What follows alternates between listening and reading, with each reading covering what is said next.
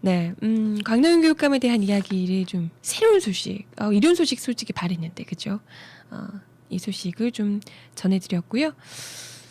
광노현 교육감도 광노현 교육감 이 수사지만요.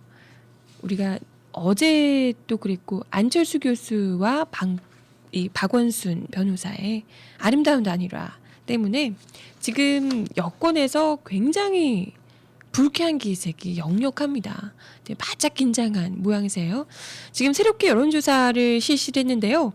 박원순 변호사가 이제 안철수 교수 빠지고 박원순 변호사로 단일화를 했을 때 요 가능성을 염두에 두고 설문조사를 했더니 거의 뭐 안철수 교수의 지지율을 그대로 흡수한 정도가 된다고 합니다. 그래서 뭐 동아일보 이런 쪽에서 설문조사를 한 거예요. 근데 박 변호사 같은 경우에 네, 만약에 이 여야 맞대결이 펼쳐지는 경우에 박 변호사가 49.8%의 지지를 얻을 것으로 이 여론조사에 나왔고요. 그러면 뭐 49.8%면 완전 따돌리게 되는 거죠. 그렇지 않더라도 이 한명숙, 나경원, 정운찬하고 박원순 이렇게까지 나와도 19.8%로 가장 많은 이 지지율을 얻는 것으로, 그러니까 여러 명이 나와도 제일 많은 지지율이 나오는 것으로 네, 여론조사에서 결과가 나왔고요. 그리고 박원순 그리고 나경원, 한명숙 이렇게 나와도 33.3%, 33.8% 이렇게 나와서 20%대인 나머지 후보들을 크게 따돌리는 것으로 나오고 있습니다. 그러니까 뭐 거의 처음에 안철수 교수하고 같이 있을 때는 5%대였잖아요. 기억하시죠? 여론조사. 그럼에도 불구하고 이 거의 뭐 50%에 육박했던 안철수 교수의 요 지지율을 그대로 거의 흡수했다라고 볼 수 있을 것 같습니다. 그러니까 뭐 사실 이제 한 사람이 한쪽으로 이제 단일화해서 흡수된다고 해도 그 지지율이 그대로 흡수되지는 않거든요, 보통. 좀 뭐 많이 떨어져 나가기 마련인데 이게 거의 그대로 흡수가 됐다. 뭐 물론 투표함을 개봉해 봐야 아는 거긴 하지만 이 정도로 됐다는 것은 이 단일화 자체가 워낙에 멋졌기 때문에 안철수 교수가 진짜 확연하게 이렇게 그냥 정말 아름답게 밀어준 거잖아요.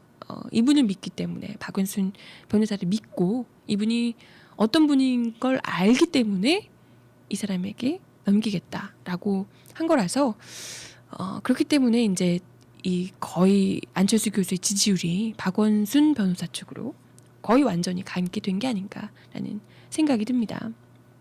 그죠? 뭐 차례 잘 됐습니다. 싹 정리되네요. 그러시는데요. 이러다 보니까 뭐 지금 민주당 측에서도 누가 후보 뭐 당내 경선을 해야 되니 어쩌니 뭐 얘기가 많은데 어떻게 됐든지 간에 지금 뭐 거의 박원순 변호사 쪽이 갑자기 확 그냥 수직 상승으로 지금 인지도와 인기가 치솟은 상황이라서 민주당 쪽에서도 좀 약간 긴장하고 있지 않을까 이런 생각이 듭니다. 근데 누구보다 긴장하고 있는 것은 역시 한나라당이죠. 여당 보수 진영에서는 뭐 한나라당 쪽 왜 홍준표 대표가 그런 얘기 했었잖아요. 진보 좌파 진영의 단일화 쇼다. 이런 이야기. 뭐만 했다 그러면 마음에 안 들면 무조건 좌파래. 네, 뭐 아무튼 단일화 쇼다 이렇게 이야기를 했는데요. 뿐만 아니고 조선일보에서도 그런 이야기. 안철수, 박원순 단판 문제점에 대해서 막 지적을 했더라고요. 박 변호사와 안 원장이 후보 단일화를 위해 얘기를 나눈 시간은 불과 20분 정도에 불과하다. 두 사람이 서로 정치 철학과 정책 노선, 서울시정 방향에 대해 확인하기는 부족했을 것이다. 라고 이야기를 했습니다. 그러면서 그렇기 때문에 시간이 너무 짧았기 때문에 이것은 깜짝 이벤트를 한 것이다. 라고 이야기를 했습니다. 그래서 뭐 공식적인 단일화 논의 과정이나 지지층의 의사를 묻는 절차 또한 없었다라고 이야기를 하고 있어요. 그러니까 이 사람들은 자기들의 사고의 프레임에 딱 갇혀 있는 거예요. 그렇기 때문에 그게 아닌 것은 용납할 수 없고 가짜라고 믿고 싶은 거죠. 그러니까 참 그죠. 그게 더 위대하다는 건데 그걸 모르는 거죠.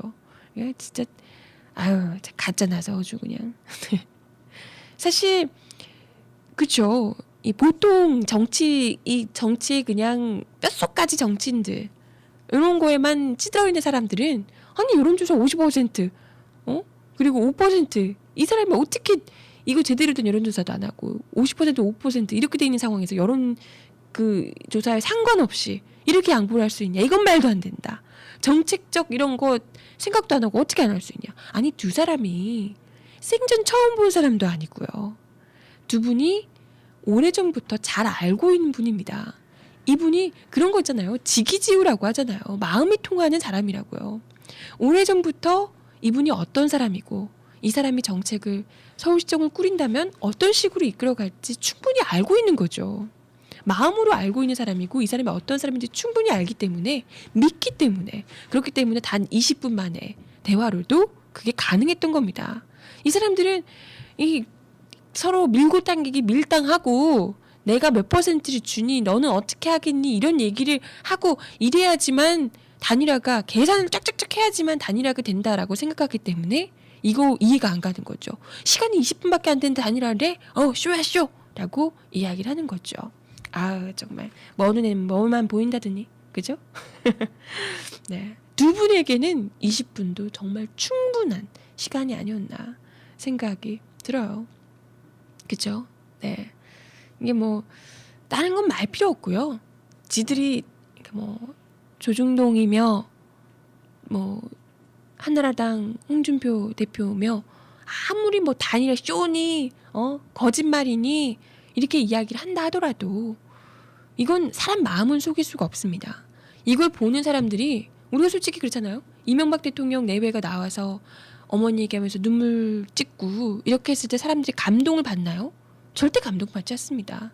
사람들이 진정성 있는 모습을 봤을 때 같이 눈물이 흘려지고 감동을 받게 되는 거거든요. 다들 거의 대부분의 사람들이 안철수 교수와 박원순 변호사의 단일화에 감동을 받고 눈물 코끝이 찡하고 옆에 박경철 그 의사 막 눈물 흘리시고 그러셨단 말이죠. 이런 게 뭘 의미하겠냐. 아무리 옆에서 단일화 쇼니 어쩌니 얘기를 해도 우리는 그걸 진정성 있게 받아들였다는 거예요. 그죠? 뭐 어찌 알겠습니까? 그죠? 응? 어찌 알겠어. 이해를 어떻게 알겠어. 수준과 급이 다르기 때문에 뭐 이해를 못하는 애들은 그냥 이해 못하라고 냅두죠. 어떻게 가르쳐 그걸. 답답하네요. 그렇죠? 아무튼 참 재미있게 돌아갑니다. 어제도 이야기 드렸지만 아까 뭐 광명교감 이야기도 재미있게 돌아갔다 이야기를 드렸는데 참 재미있게 돌아가네요. 이렇게 되면 이제 추석 때 여론들 쫙 모여서 다 같이 이제 가족들끼리 이야기하면 지금도 물가도 장난 아니잖아요. 추석 물가. 뭐 같이 우리 이명박 대통령과 한나라당 귀가 아주 간지럽게 씹어주시지 않을까 생각이 듭니다.